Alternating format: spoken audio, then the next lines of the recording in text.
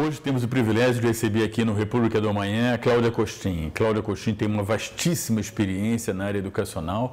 Ela foi a diretora global do Banco Mundial na área de educação, tem um papel com essas experiências em todos os países do mundo. De volta ao Brasil, agora ela dirige um think tank na Fundação Getúlio Vargas do Rio de Janeiro, o CIMP. Eu não sei se eu falei o nome certo, depois ela vai qualificar isso. E eu queria conversar com a Cláudia agora sobre alguns desafios que estão colocados no mundo da educação e particularmente para o Brasil. Sobre esses desafios que estão colocados do ponto de vista da formação das pessoas diante de um mundo do trabalho de pernas para o ar, com essa revolução digital e cognitiva, com requerimentos novos de qualificação, de reskilling, né? Eu gostaria de lembrar que essa palavra, reskilling, foi a mais falada no último Fórum Econômico Mundial de Davos. É um requerimento novo para o mundo inteiro. Há um problema grave de empoeiramento da educação no mundo, não adequada a essas novas realidades, esses novos desafios do mundo do trabalho. Eu queria um pouco ter a sua sensibilidade a respeito desse momento que o mundo vive, do plano da educação, e o Brasil em particular. Bom, um prazer estar aqui conversando um pouquinho sobre desafios tremendos que o mundo nos traz hoje. Oportunidades também.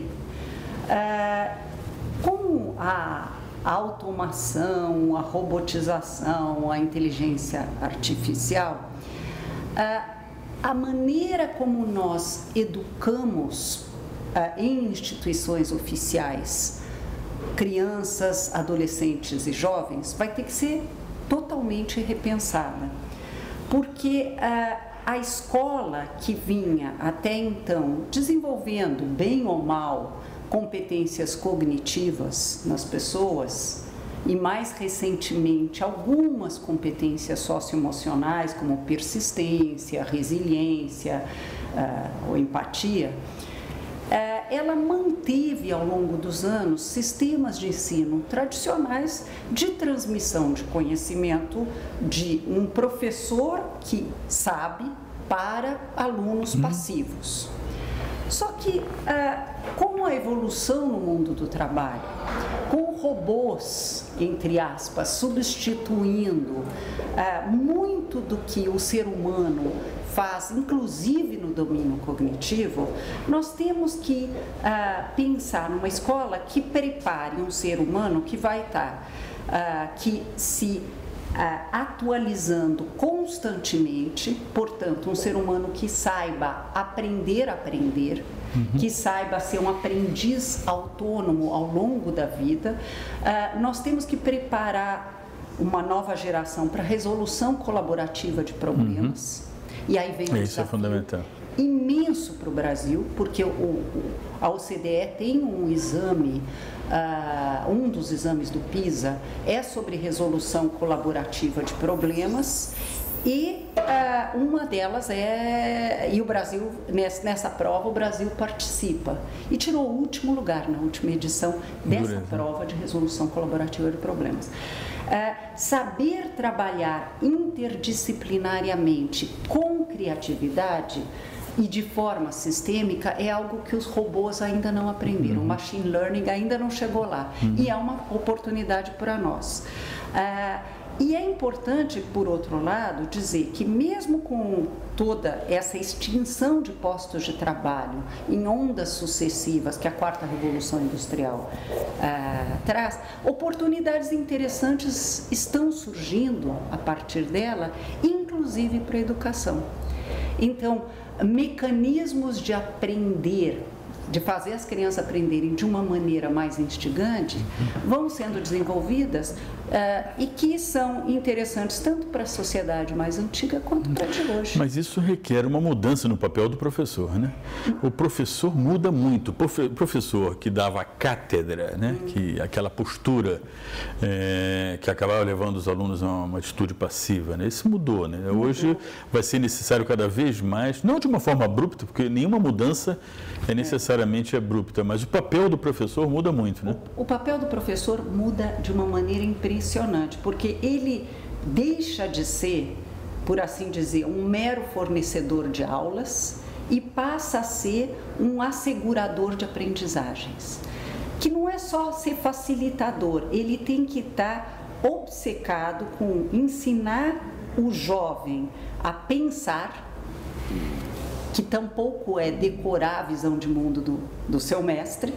Ele tem que ensinar jovens a cooperarem, aproveitando diferentes talentos que existam na sua turma. E mesmo um papel motivador, né, de certa forma, porque o aprendizado solitário, ele pode levar uma certa desmotivação, mas eu acho que o papel do professor também é de instigar.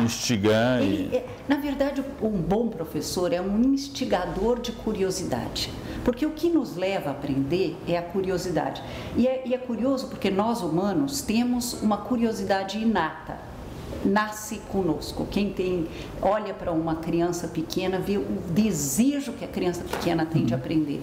E, no entanto, a educação tradicional, ela em pouco tempo mata esse desejo de aprender da criança. E mais ainda nos tempos modernos, em que crianças e jovens estão expostos a todo tipo de gadgets. Evidentemente, eu estou falando de pessoas não em áreas vulneráveis, mas mesmo nelas. E aí vem o desafio que eu queria falar do Brasil. Quer dizer, o Brasil tem um duplo desafio. Quando a gente olha as avaliações externas e a posição do Brasil no PISA, que é esse teste internacional de qualidade da educação, a gente observa que algumas competências cognitivas básicas, como ler um texto e extrair informações importantes, raciocínio matemático e o desenvolvimento de uma mente investigativa, que é a base de todas as ciências, nós vamos muito mal. Entre 70 países que têm seus resultados divulgados, nós estamos em 66ª posição. E nós somos a 8ª economia em termos de PIB. Então, nós temos que resolver esse lado e, ao mesmo tempo, nos preparar para o século XXI. É como se fôssemos trocar o pneu do carro com o carro andando, né? É muito difícil. É disso que se trata. E não há tempo para sequenciamento, primeiro um passo, depois temos que fazer as duas coisas simultaneamente, temos que mudar a cultura instalada nas escolas para que isso seja possível. Muito obrigada, Cláudia Costin, recebida aqui pelo República do Amanhã, e até uma próxima oportunidade. Muito obrigada.